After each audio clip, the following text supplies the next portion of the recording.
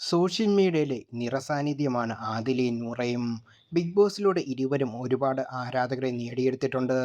തങ്ങളുടെ പ്രണയബന്ധം നിലനിർത്താനും ജീവിതത്തിൽ മുന്നോട്ട് പോകാനും ആദിലയ്ക്കും നൂറയ്ക്കും നേരിടേണ്ടി വന്ന വെല്ലുവിളികൾ വലിയ വാർത്തയായിരുന്നു. ഇപ്പോഴത്തെ സ്വന്തമായി കാർ വാങ്ങിയതിൻ്റെ പേരിലുള്ള വിമർശനങ്ങൾക്ക് മറുപടി നൽകുകയാണ് ആദില. പുതിയ കാർ വാങ്ങാൻ എവിടെയാണോ ഇത്രയും പണം എന്ന് ചോദിക്കുന്നവർക്ക് ആദില മറുപടി നൽകുകയാണ്. സോഷ്യൽ മീഡിയ പങ്കുവച്ച കുറിപ്പിലൂടെയായിരുന്നു ആദിലയുടെ പ്രതികരണം.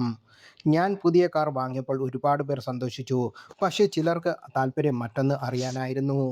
ഇവൾക്ക് എവിടുന്നായിരുന്നു ഇത്രയും സമ്പാദ്യം?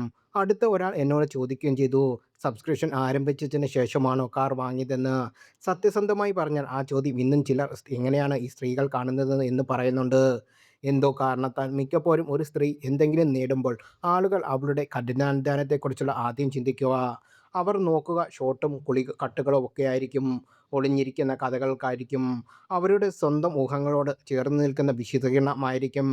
എന്നെ അത്ഭുതപ്പെടുത്തുന്നത് എത്ര എളുപ്പമാണ് ചില സ്ത്രീകൾ ശരീരം കാണിച്ച് പണമുണ്ടാക്കുന്നത് എന്ന് ചിന്തിക്കുമ്പോഴാണ്.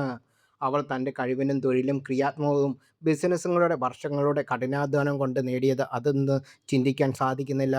ഞാൻ ഐ.ടിയിൽ ജോലി ചെയ്തിട്ടുണ്ട്. വർഷങ്ങളോളം കണ്ടന്റ് ഉണ്ടാക്കി. മണിക്കൂറുകൾ ക്രിയേറ്റ് ചെയ്യാനും പരാജയപ്പെട്ടിട്ടും മെച്ചപ്പെടുത്താനും വീണ്ടും ആരംഭിക്കാനുമാണ് ഞാൻ ചെലവിട്ടത്. എൻ്റെ സമയം, ഊർജ്ജം, ചെറുപ്പമെല്ലാം എനിക്ക് വേണ്ടതുപോലെ ഒരു ജീവിതം പടുത്തുയർത്താൻ ഞാൻ നിക്ഷേപിച്ചു. അത് ഞാനും നൂറും ചേർന്ന് മനോഹരമായ ജീവിതം പടുത്തുയർത്തിയിട്ടുണ്ട്. പക്ഷേ ഞങ്ങളുടെ നേട്ടങ്ങൾ ആക്സിഡൻ്റായോ ദുരൂഹതയോ അല്ല. അത് കഠിനാധ്വാനത്തിൻ്റെ ഫലമാണ്. ഒരു സ്ത്രീക്ക് ഫെമിനർ ആയിരിക്കാനും വിജയിക്കാനും പറ്റും. ഒരു സ്ത്രീക്ക് മേക്കപ്പ് ഇടാനും അംബീഷ്യസ് ആകാനും പറ്റും. ഒരു സ്ത്രീക്ക് കണ്ടന്റ് ക്രിയേറ്റ് ചെയ്യാനും പ്രൊഫഷണൽ ആയിരിക്കാനും സാധിക്കും.